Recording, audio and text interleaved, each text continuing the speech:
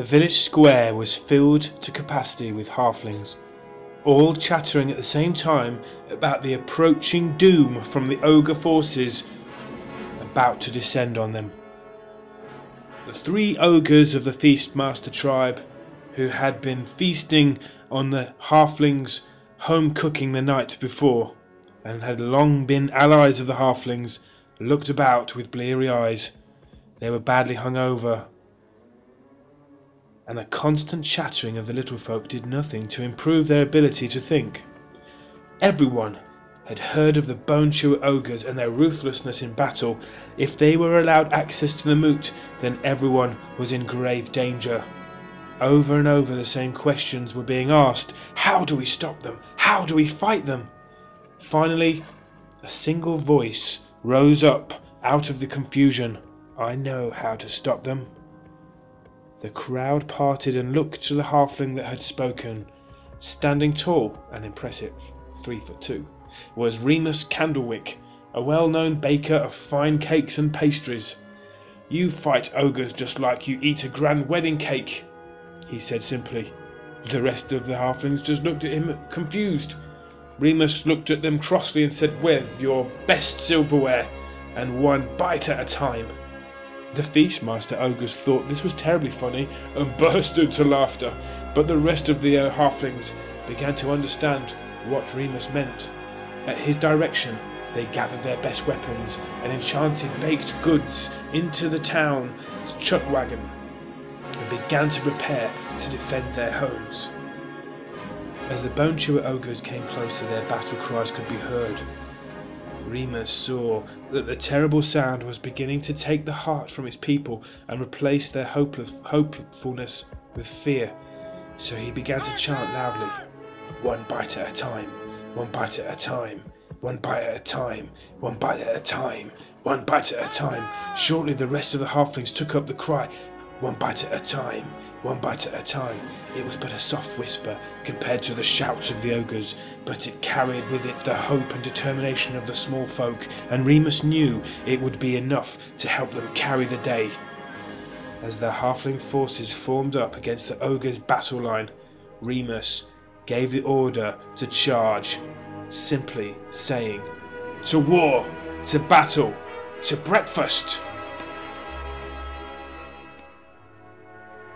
Big shout going out to Mitteirim for that wonderful intro he wrote for me.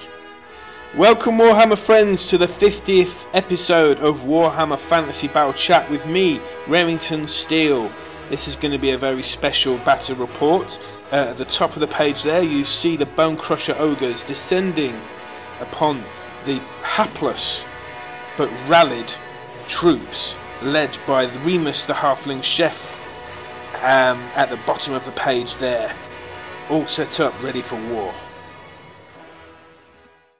So we have 2,000 points of ogres versus a very generous 2,200 points to the halflings. I'm using Mattis Eliasson's Warhammer Fantasy Alternative Halfling Army Rulebook. So the main regiment, the main block for the ogres, led by a Slaughtermaster there on the right, a level 4 Law of Heavens, and a ogre BSB brute. So this block of 12 ogres are armed with your basic ogre club and iron fist. So the Slaughtermaster there on the right, no magic weapons, and the banner in the middle, the BSB. With no magic BSBs to talk of there.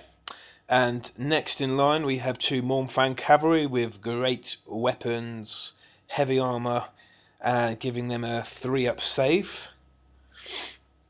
Next photo. We have 3 ogre yetis, which I never see these in battles. Perhaps we'll find out why in this battle report. And just behind those you can see the lead belchers there. 4 of the lead belchers. They've deployed on the flank there with the yetis. I suppose the idea is the yetis are going to run up real fast leaving some space for those lead belchers to shoot. And on the other side we have a Thunder Tusk with two hunters on the top, with a chain trap and a harpoon launcher, deadly. And to the left of those we have 8 Iron Guts with a banner. Don't think they've got a champion or a musician in that regiment. And to the left of those we have my Ogre Hunter with 2 saber-toothed tusks, and they're going to pile down the other flank, throw some spears, and eat some halflings. And for the halflings, we have on the opposite flank to the hunter, we have some basic halfling rangers there. The tree in the middle is just a unit filler, so there ought to be 16 of those little men there. Then we have some pantry guard next to those, 20 of those. I believe they're armed with great weapons, and they have the halfling chef Remus. Next regiment we have Kathleen, the half steam tank, on the left, which is kind of like a crappy version of the Empire steam tank. And then we have some vigilante guard. I believe they've got 20 of those, led by an elder. Next photo we have the 3 Feastmaster ogres, which are friendly ogres and on the side of the halflings. These are just your basic ogres. I think I gave them great weapons. Yeah, great weapons and heavy armour. Next regiment we have 20 Lords of the Harvest. These are halflings which get you can fight with an extra rank. They have additional hand weapons, and they're frenzied because of a special banner I gave them, so that's pretty cool. Halflings with 3 attacks. And they also got weapon skill 3, which is good for a halfling. They're led by Nicholas Warfoot, who is a halfling hero, and he confers a +1 to combat resolutions to all troops within 6 inches of him, plus a whole host of other things we'll come to later. Then on the very left of the board, as you're looking at the halflings, I've got a level 2 Great Enchanter with some halfling rangers, and the ranger sheriff there, which is another halfling minor hero, has an apple oak bow which gives him 4 shots per turn. So we come to the first term and the ogres win it, which could be devastating for the halflings, because as they make their way across the board, they kind of get halfway with 1 turn, with an average march of 12. It's not a full-size board I'm playing with here. So you can see the point of view from the ogres in this picture as well. On the left-hand side, as you're looking down at the halflings, it looks like it's going to be pretty easy for these ogres, to be fair. We've got a wood there, which it's got a wildwood wood. So if you go in there, if you roll a 4 up, then you're going to get D6 wounds against you. I think they're pretty strong at strength 4 or something like that. But the Iron Guts don't care, they're just going to plough straight through there, and they do, but unfortunately they lose an ogre in the process. You can see there, that's the first turn's movement. The Yetis have got swift stride, so they get straight into those buildings there to give them some cover. So the Lead Belchers let rip on the Halfling Rangers to the left. The Ogre on the Thunder Tusk lets fly his harpoon, and I think he goes against the steam tank with that one, but misses. And the Rangers get 2 or 3 casualties with that shot. Magic, nothing really happens, and it's the Halflings' turn, and they're not going to move up really far at all. And on the left there you see the Chuck Wagon Regiment, which is very important to the Halflings, because that's sort of their BSB. It's basically, I wouldn't say it's a chariot, it's more of a wagon. But it does have toughness 5. And okay, so this is going to take some explaining, because I lost a whole bunch of pictures which were the Halflings' first turn And in that picture, my 3 ogre mercenaries that are fighting for the halflings charged into the Mournfang cavalry. I wasn't going to allow the Mournfang to get a charge off against the halflings because they just would have devastated. So my only option really was to try with the steam tank, halfling steam tank, but I couldn't make the charge.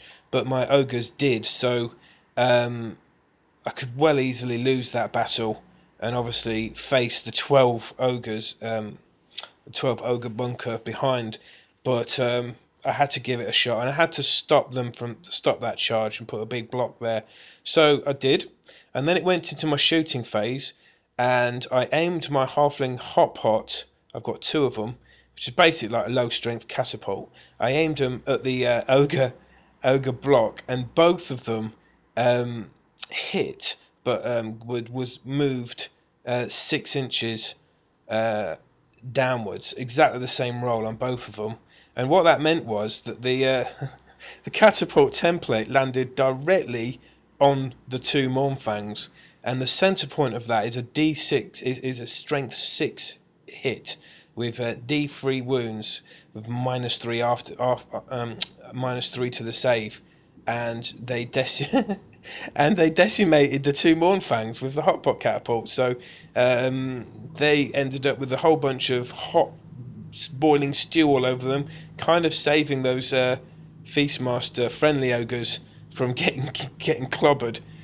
So that was a really nice piece of luck there, and I think I got some magic off that took out some of those ogres. So these are that's brought you up to speed there. I had some great luck with my halfling hotpots.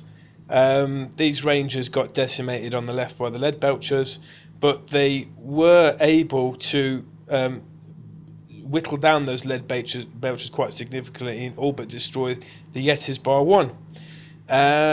I had another fireball. I had a more powerful version of the fireball spell go off on those that ogre bunker, and that killed a whole host of them, as well as an ogre miscast, which happened as well, so that was irresistible.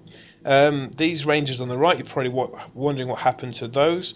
Well, they shot off and wounded the ogre hunter and killed the saber tusks. The ogre hunter had no choice but to dive in there into the charge with only 1 wound left. Let's see how he gets on. He's very powerful, tough, strength and toughness 5, weapon skill 5. These Iron Guts went through the forest, as you know before, and that set up a charge for the Lords of the Harvest, which are the Halfling regiment at the top, with my general in. So they went straight in there, and just to the left of that you can see my bunker unit charged into the Thunder Tusk. Now I had the option of hanging back and putting in some angles, but I just couldn't allow the ogres to charge with devastating charge, D6 thunder stomps and so on. It would have decimated my unit. So what I did, I put the steam tank into that thunder tusk as well. Can you see that on the left? I've got a steam tank in there. That actually can do D6 wounds on the charge at strength 5. So that wasn't too shabby. And I've got my ogres on the bottom right, sort of blocking the way there. So yeah, that's sort of, I suppose that's set up quite nice. The ogre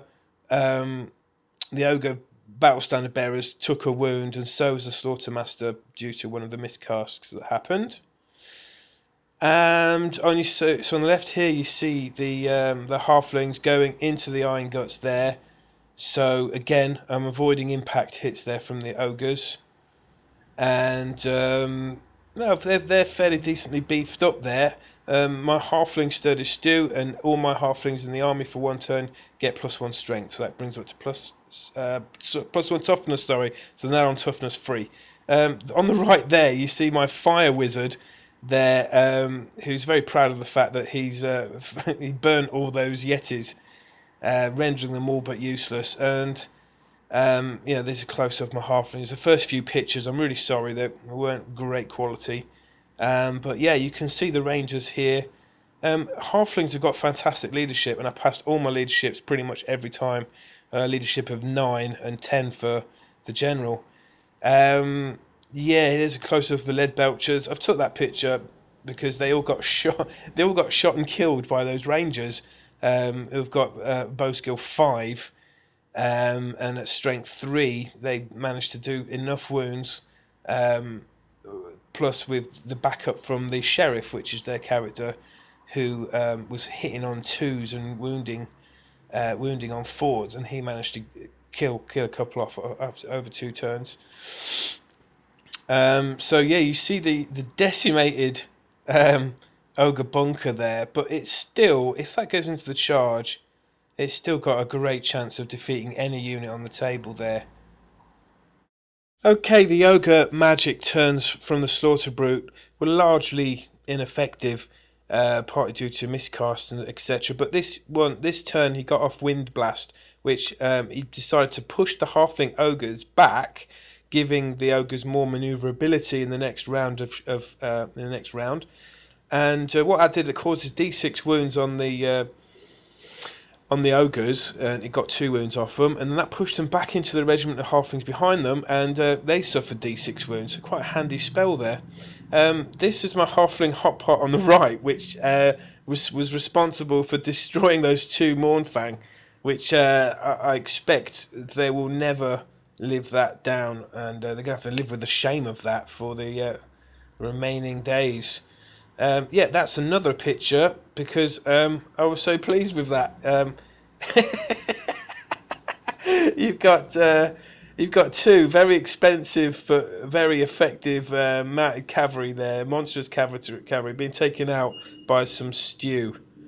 This is a picture of the ranger casualties from the Iron Blast, not from the Iron Blast, from the Lead Belchers. I'm showing you this kind of showing off my painting, I suppose. So and why not? Here are the close-ups of the saber tusks, which didn't even get into combat. They were shot down. Yeah, during this battle, I realised that the halfling bows aren't short bows; they actually count as bows. So that gives us strength 3 rather than strength 2, which made a massive difference when it came to wounding. Here are the casualties from the ogre bunker so far. And they've been shot to shit from from the hot pot cannon, from shooting, from fireballs, and also from miscasts. So anyway, we're back on track now with the battle. I've put the pantry guard that are with the truck wagon. They've gone into that thunder tusk, and they've managed to get one. That's on 5 wounds. And it's going to be incredibly difficult, as I realised, except for one thing. My wizard, my Lord of Shadow wizard there, which you can't see is the one in white, managed to get off Occam's Mind Razor, which puts the halfling leadership, which is at 10 in this regiment, making it their strength 10 against toughness 6 of the Thunder Tusk. Just meant that they were able to absolutely destroy it. Otherwise, they didn't have a wing and a prayer, to be fair. So here are a close-up of the what they're called, double-handed ogres. They're locked into a combat as well, and yeah, they're fighting those Lords of the Harvest, who are going to attack first with initiative 5. They've actually come out with a ton of attacks, those halflings, and with Nicholas's special weapon, Nicholas Warfoot, he gets D3 wounds, so he manages to take out 2 of those, and they win that combat, but they hold. Here's a picture of my elder from the Chuck Wagon Regiment, and he's very proud of himself because he got Mind Razor off and defeated that Thunder Tusk, which you see lying behind him. And there's another picture of that because it's a great moment again, against the odds, with a little help from the Lord of Shadow. I do think I miscast on that as well, but I only sort of got a couple of wounds here and there as a result of it. But yeah, that The Thunderdust did manage to attack first, actually, because of its special powers, which make the other which whoever it's fighting always strikes last. So they're the casualties from that Thundertusk, and the ogres on top before. The truck wagon there you see in the middle now has only got the wizard and the elder in it. And you see now there's not one halfling unit that's actually been destroyed, but the ogres have lost the lead belchers, they've lost the thunder tusk, they've got one yeti there hiding in the ruins. The halflings are able to sort of reform now. You've got the steam tank bearing down the neck, that can shoot a flame template down if it gets a chance, but it's the ogre's turn next. So what will the ogres do now? They've got the yeti and they've got the ogre bunker, and everything else is sort of locked in combat now. So perhaps one of the generals should have left the unit and attacked, so they could attack multiple units that way. But no, the ogres there, they charged into those halfling ogres, and I think the idea here was that they were looking to get an overrun by killing them in the first round and then getting through them. So that looks pretty ominous there. The Yeti went for broke and charged into those pantry guards. Yeah, they might. I don't know what the resolution would be there. It might be all right in range of the general, as long as he's alive. That is. Yeti's got strength 5 attacks actually. I think yes, strength 5, 3 attacks, plus a stomp, 4 on the charge, 5. So it could get 5 wounds, but obviously the halflings, they only need to get 1 wound because it's only got 1 wound left. Very prone to fireballs, the yetis are, because they're flammable. So yeah, that's that combat happening there. And okay, so the ogres get off Wind Blast again on their last magic turn, and what they decide to do is push back those rangers on the right that have got that sheriff. They push them off the table. So I don't know whether it didn't really give me the rules for that, whether they actually do go off the table and out of the game, or they're out for 1 turn. So I kind of put it on the ogre's side and put them off the table there with that Wind Blast. They didn't actually touch any other units, but it took them out. That's an upside down picture. Oh no, I'll rectify that in the after thing. Yeah, that's some stats from the Lords of the Harvest. You can see the halfling stats aren't brilliant, but good initiative, good leadership. So what happened here was the Iron Guts broke. They were out of range of the general at this point, and they ran through the wood and managed to survive that. Lords of Harvest chasing them. Now this is hilarious because the BSB only had 1 wound left due to all the wounds it received before, and all my 3 ogres just they all attacked pretty much simultaneously. Put all their attacks on him, killed him, and they lost a man in the process. So the Slaughtermaster is still alive, but they've lost their BSB now, the ogres have. And yeah, very impressive there. Those halfling ogres have done so well defending the Moot there. And you can see it's looking very ominous for that regiment now. They're surrounded on all sides by halflings. And okay, this is quite funny now. So the halfling, the pantry guard, kill the remaining yeti, and of course that means its unit's gone. So all the units around it have to do a panic test. That's another picture just to show off my painting again. It's got a nice base there, hasn't it? Very nice base.